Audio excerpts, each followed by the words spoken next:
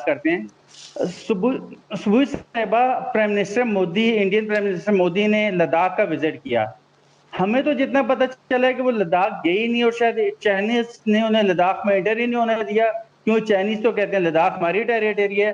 वो लद्दाख से 445 kilometre away नीमू से होके वापस आ गए। इसमें क्या हकीकत है? जी देखिए, सबसे पहले तो मैं आपको ये बता दूं कि Jammu and Kashmir and Ladakh absolutely Bharat का इलाका है। इसमें कहीं से कहीं तक किसी तरह का कोई डिस्प्यूट नहीं है। कुछ पार्ट्स ऐसे हैं जो जिन भी कारणों से, जैसे कश्मीर का कुछ पार्ट पाकिस्तान ऑक्यूपाइड कश्मीर है, उसी तरह से लद्दाख का कुछ पार्ट चाइना ऑक्यूपाइड लद्दाख है। तो ये कह देना कि लद्दाख पूरा चाइना के पास है या लद्दाख हिंदुस्तान के पास नहीं है, ये सही नहीं है। ये एब्सोल्युटली इनकरेक्ट इन्फॉर्मेशन है। और कुछ पार्ट वो पहले भी हमारा लद्दाख का जो ले चुके थे, वो भी उनसे वापस लिया जा चुका है। सियाचिन का नाम आपने सुना होगा, जो कि वर्ल्ड्स हाईएस्ट बैटलफील्ड है, माउंटेन बैटलफील्ड, दुनिया की हाईएस्ट माउंटेन बैटलफील्ड, जिसमें कि हमारे फौजी और एक्सपर्टीज है। हमारी आर्मी को दुनिया की सबसे ज्यादा माउंटेन के लिए बेस्ट आर्मी कहलाती है इंडियन आर्मी। तो वो सियाचिन भी चाइना के कब्जे से हम लोग पहले वापस ले चुके हैं। उसी तरह से अभी भी कुछ एरिया जो चाइना के पास है, जो चाइना ऑक्यूपाइड लद्दाख है, वो भी बहुत जल्दी हम लोग इंशाल्लाह जैसे हमने अपने कश्मीर इशू को सॉल्व किया है, जिसमें टेरर आउटफिट्स बैठ गए थे और हम आतंकवाद के क्लचेस में, एक छोटी सी घाटी थी हालांकि 5 डिस्ट्रिक्ट्स की, लेकिन वो आतंकवाद के क्लचेस में चली गई थी। उसको हमारी ये प्रेजेंट गवर्नमेंट जो बहुत सशक्त है, जिसके अंदर इच्छा शक्ति है और एक राजनीतिक एक पॉलिटिकल विल पावर है, जो बॉर्डर इश्यूज हैं या नेशनल सिक्योरिटी से जुड़े जो इश्यूज हैं उनको डील करने के लिए, तो उस तरह से कश्मीर को हमने आतंकवाद की क्लचेस से निकाल लिया। पीओके भी बहुत जल्दी हमारे अंडर में आ जाएगा, उसी तरह से सीओके भी, चाइना ऑक्यूपाइड लद्दाख भी बहुत जल्दी हमारे अंडर आ जाएगा। और हमारे प्राइम मिनिस्टर डेफिनेटली लद्दाख गए हैं, इसमें कहीं से कहीं तक दो राय नहीं है। उन्होंने वहां पे जाके सैनिकों का ना ही सिर्फ मनोबल बढ़ाया है, बल्कि सैनिकों को एक तरह से देखिए ओपन हैंड दिया है। क्योंकि देखिए, आर्मी किसी भी डेमोक्रेटिक कंट्री में, आपकी कंट्री में हालांकि ऐसा नहीं होता अनफॉर्चुनेटली, आपकी आर्मी आपकी इलेक्टेड गवर्नमेंट के ही अंडर नहीं काम करती है। तो आई थिंक 4 बार तो आपकी आर्मी आपकी गवर्नमेंट को ही टेक ओवर कर चुकी है। हमारे ऐसा नहीं होता है। हमारी जो आर्मी होती है वो एक डेमोक्रेटिकली इलेक्टेड गवर्नमेंट के इंस्ट्रक्शंस पे काम करती है, डेमोक्रेसी के दायरे में रहते हुए। तो गवर्नमेंट, एक प्राइम मिनिस्टर का वहां पे जाके और जाना, उनको मनोबल उनका बढ़ाना, उनको एक फ्री हैंड देना एक बहुत बड़ा ग्रीन सिग्नल है, ये बताने के लिए कि हम लोग कंप्लीटली तैयार हैं, हम लोग किसी भी तरह की सिचुएशन डील करने के लिए तैयार हैं। और ऐसा पहली बार नहीं हुआ है। एक बार पहले जब हमारी प्राइम मिनिस्टर, वो तो लेडी प्राइम मिनिस्टर हुआ करती थी, जब उन्होंने लद्दाख का दौरा किया था, तो आपके पाकिस्तान के 2 टुकड़े हो गए थे। जो आपका ईस्ट पाकिस्तान था वो बांग्लादेश बन गया था। और अब इस बार जो उनसे भी ज्यादा सशक्त, उनसे भी ज्यादा स्ट्रॉन्ग प्राइम मिनिस्टर है और उनसे भी ज्यादा नेशनलिस्टिक अप्रोच के प्राइम मिनिस्टर हैं, वो लद्दाख गए हैं। तो अब तो अल्लाह ही मालिक है कि क्या होने वाला है, चाइना का या चाइना ऑक्यूपाइड लद्दाख का। दिया था, क्योंकि नरेंद्र मोदी चाइना के खिलाफ बात करते हुए नजर ही नहीं आ रहे थे। वो 56 इंच की छाती जो दिखाया करते थे पाकिस्तान के लिए, वो 5.6 इंच की रह गई थी और नजर ही नहीं आया ना। कितने दिन बाद निकले तो कहा नहीं नहीं कुछ भी नहीं हुआ। खान साहिबा, आप बताइएगा, लद्दाख में गए आपके प्राइम मिनिस्टर, उन्होंने वहां पे चाइना का नाम भी नहीं लिया। क्या चाइना से डर रहे थे या चाइना के थोड़ा ज्यादा करीब थी, इस वजह से उन्होंने चाइना का नाम नहीं लिया? पाकिस्तान का नाम तो फौरन से लिया जाता है, आपके डिफेंस मिनिस्टर भी ले लेते हैं। जी देखिए एहतिशाम जी, जैसे मैंने शांति से बिना इंटरप्ट किए अनिका जी को सुना है, क्योंकि इन्होंने कुछ पॉइंट्स बोले जो डेफिनेटली मुझे कवर करने हैं। आपका चैनल मैं समझती हूँ कि एक सीरियस चैनल है, तो मैं यहाँ पर रेटरिक्स पे बात नहीं करूंगी। ये 56 इंच और 6 इंच और 26 इंच ये सूट नहीं करता एक लेवल पे आने के बाद। तो I think we should talk about facts here, क्योंकि यूथ जो सुनते हैं उनको पता होना चाहिए इंटरनेशनल इश्यूज क्या है, हम लोग पड़ोसी हैं, हम किस वजह से यहाँ बैठे हैं। ठीक है, वॉर कभी भी सॉल्यूशन नहीं होती है। अगर if you ask us, Bharat का आप इतिहास उठा के देखिए, भारत ने कभी किसी लैंड को इन्वेड नहीं किया।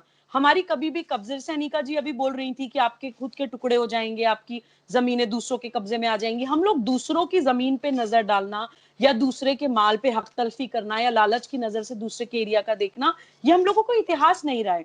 हम लोग वसुधैव कुटुंबकम यानी पूरे दुनिया को अपना परिवार मानते हैं, लेकिन सेल्फ डिफेंस, अगर कोई हमारे ऊपर अटैक कर रहा है तो हमें शास्त्रों के साथ साथ शस्त्र भी उठाना बखूबी सिखाया जाता है। मैंने एक पाकिस्तानी चैनल में ही बोला था कि अगर आपको भारत के शौर्य, पराक्रम और बहादुरी पे कोई भी शक है तो आप एक बार जरा नजर उठा के देखिए कि हमारे यहाँ कुरुक्षेत्र की धरती आज भी लाल है उन लोगों के खून से जिन्होंने हमारी जमीन पे आतंकवाद या गलत काम करने की कोशिश करी।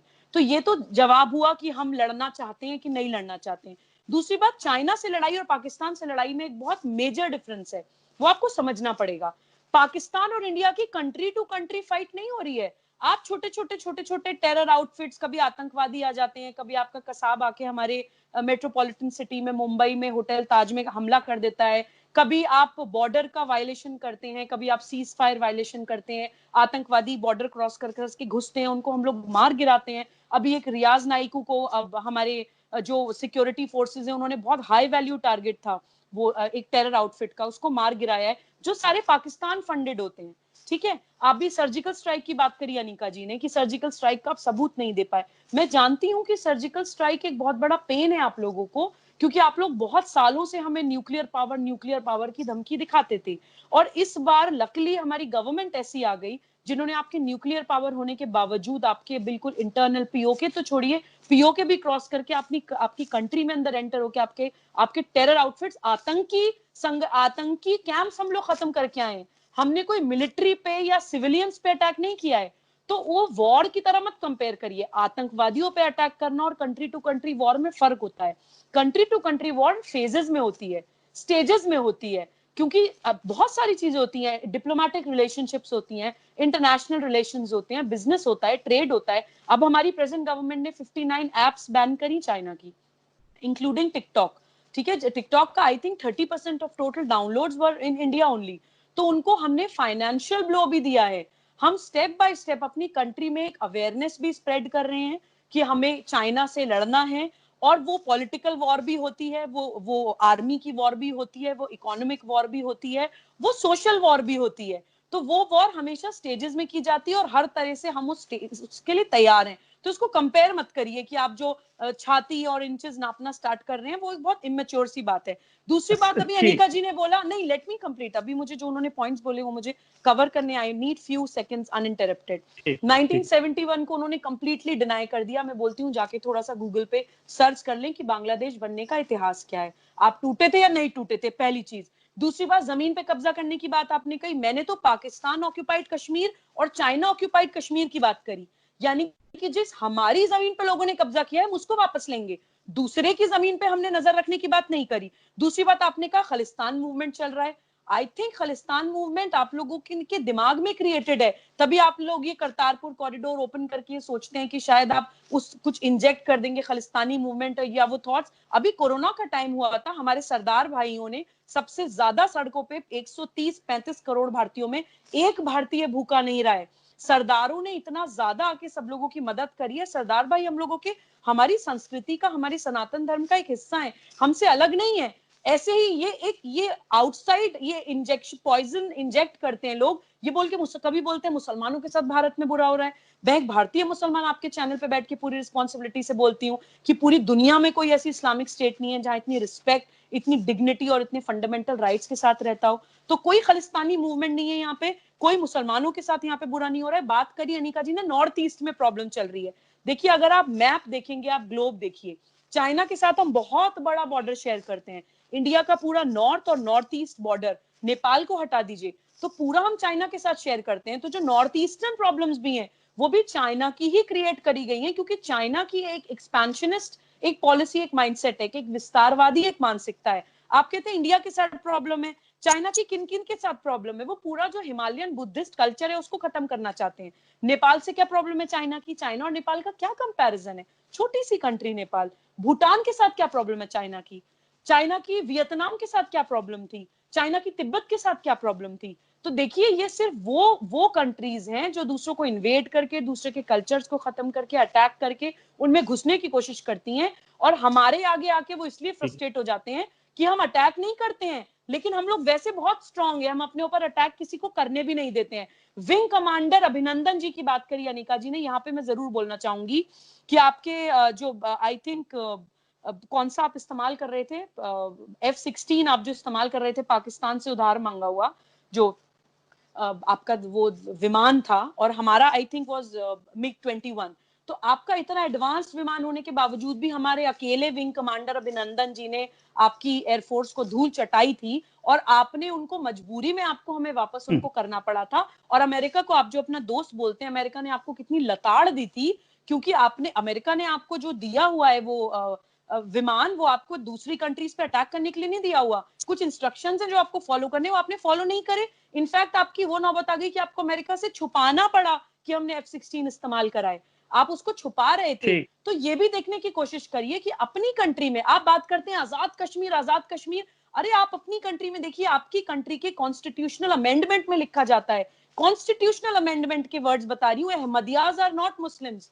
आपने मुसलमानों में इतनी फिरका परस्ती बना दी है, शियाओं को आप वाजिब कत्ल मानते हैं, अहमदियाज को आप मुसलमान नहीं मानते। कभी मिलिट्री स्कूल में बच्चे मारे जा रहे हैं, कभी वो अफगानिस्तान में आपके पाकिस्तान बैक तालिबान जो है वो मेटर्निटी वार्ड में घुस के 6-6 महीने के बच्चों को मार देता है। आप बात करते हैं कश्मीर की, कश्मीर में 370 आर्टिकल 370 और 35 एब्रोगेशन के बाद एक भी सिविलियन डेथ नहीं हुई है, not even one civilian death, कोई पत्थरबाजी नहीं हुई है। जो भी कैजुअलिटीज, जो भी डेथ्स कश्मीर में कभी भी रही हैं पिछले 30 सालों में या उससे पहले, वो हमेशा पाकिस्तान बैक टेररिस्ट की वजह से हुई हैं, जिसको हमने अब कर्ब कर लिया है। तो इस वजह से आपको प्रॉब्लम हो रही है। और एक just few seconds, 5 seconds Ehtesham ji, एक लास्ट चीज मैं आपको बोलना चाह रही हूँ। मैं मोदी जी से पाकिस्तान की एज अ कंट्री जो प्रॉब्लम है वो समझ रही हूँ, क्योंकि देखिए अमेरिका को हम लोग बहुत वर्ल्ड पावर मानते हैं। अमेरिका आज तक नॉर्थ कोरिया पे हमला करने की हिम्मत इसलिए नहीं कर पाया क्योंकि नॉर्थ कोरिया की मिसाइल्स की रेंज में है अमेरिका, तो उनका वो डर है। आपके न्यूक्लियर पावर होने के बावजूद, आपके पड़ोसी होने के बावजूद, आप जो हमने अपने पुलवामा में अपने शहीदों का बदला जो बालाकोट में घुस के लिया, वो जो टीस है आपके दिल में सर्जिकल स्ट्राइक की, वो खत्म होने का नाम नहीं ले रही है। इसलिए आप मोदी जी का सीना नापते रहते हैं, क्योंकि आप जानते हैं कि ये आपको टिकने नहीं देंगे अब बहुत लंबे टाइम तक। वो पीओके वीओके आपके लिए इतिहास हो जाएगा। तो वो देखिए, रेटोरिक्स की बात ना करें, आई थिंक फैक्ट्स पे बात करें तो बेहतर होगा।